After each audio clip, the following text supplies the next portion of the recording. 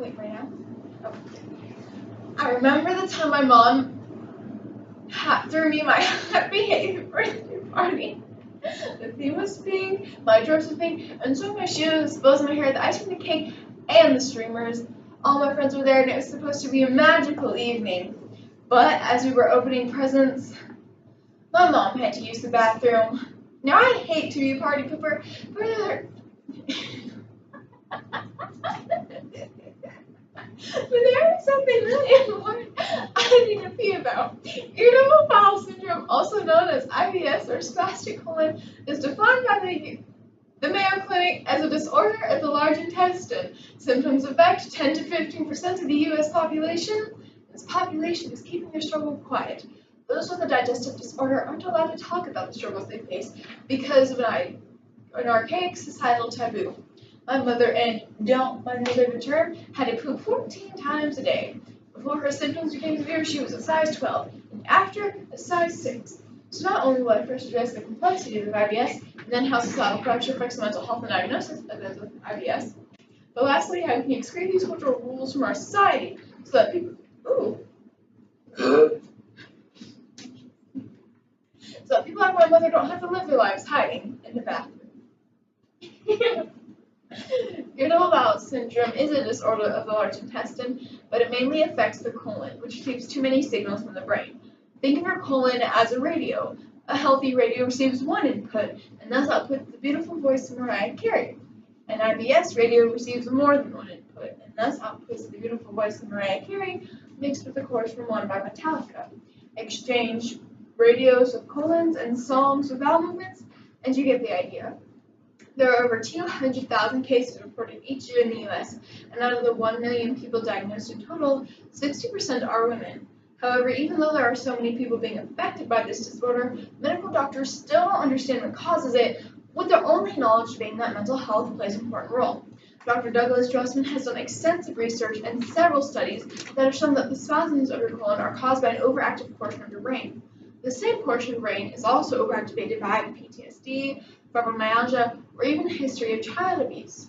Thus, stress and anxiety are the catalyst to IBS. The slogan of IBS is abnormal bathroom habits, with a more extensive list of symptoms including diarrhea, constipation, inability to get bowel, change of bowels, bloating, urgency, loss of appetite, passing, gas, indigestion, discomfort, depression, and anxiety. Once again, that was diarrhea, constipation, inability to empty bowels, a change in bowel habits, bloating, urgency, loss of appetite, passing excessive amounts of gas, indigestion, discomfort, depression, and anxiety.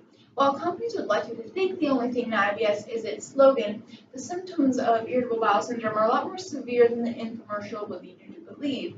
And try as they might, they aren't just things that can be fast or passed.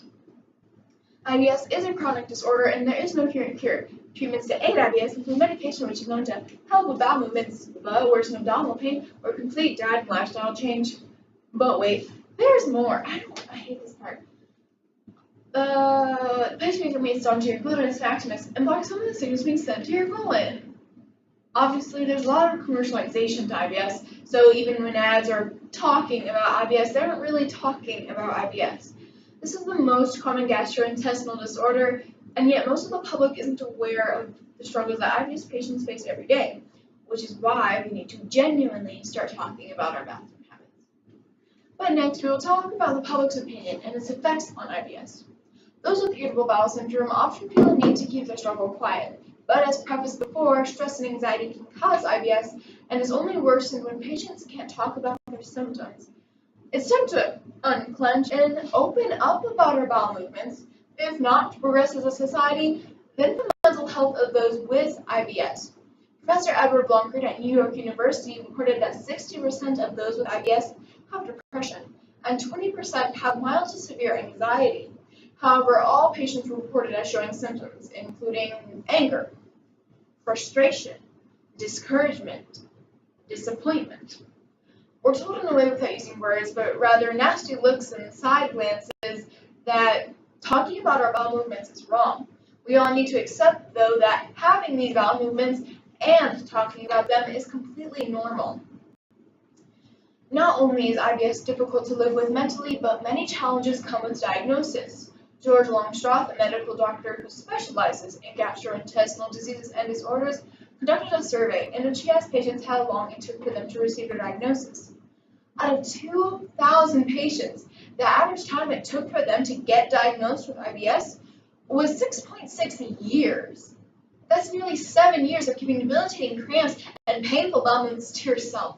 7 years of canceling plans because you don't want to explain the embarrassing truth. 7 years of wanting Mariah Carey and getting Metallica, or wanting Metallica and getting Mariah Carey, or wanting silence and getting both. Even after these 7 years, though, patients diagnosed with IBS can in actuality have Crohn's disease, celiac, ulcerative colitis, or even cancer. According to Dr. Lindsay Marcelin, ovarian cancer is becoming increasingly misdiagnosed as IBS. The reason that patients take so long to receive a diagnosis or receive a misdiagnosis is partially due to the fact that they're too self-conscious to open up about their symptoms. As humans, we all cough, sneeze, burp, fart, and yes, poop and pee. Pretending we don't, or not allowing our society to acknowledge that doing so is completely normal, not only do we negatively impact for those with IBS, but we also block up the development of our society. So let's begin developing.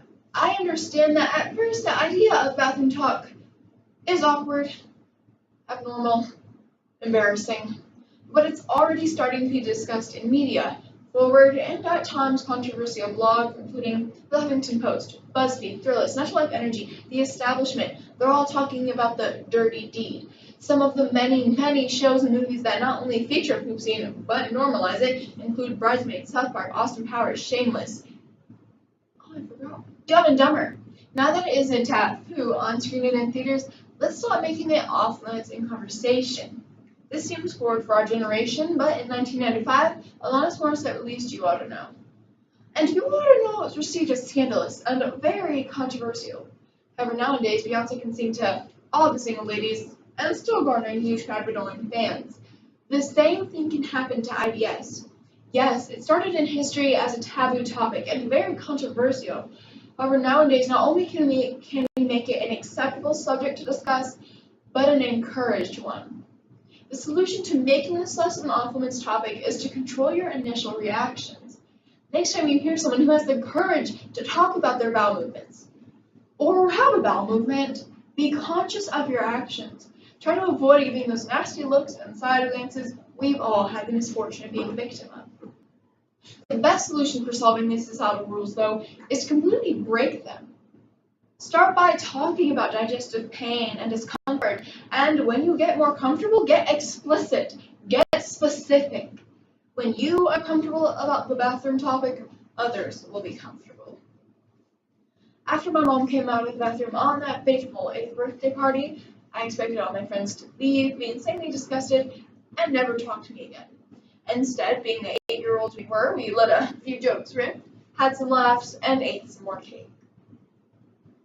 My mother was diagnosed with severe IBS 3 weeks before my birthday party, and 8 years later, she still struggles with her disorder. By advocating for those with IBS, through understanding their struggles and challenges, and then how public opinion can affect them negatively, and lastly, how just paying attention and talking about what happens in the bathroom can make a change, not only can we create a kinder environment, but also a more open one. So do me a solid, if your boss can handle that, and start talking about your bathroom habits. Together we can start a revolution, starting from the bottom up.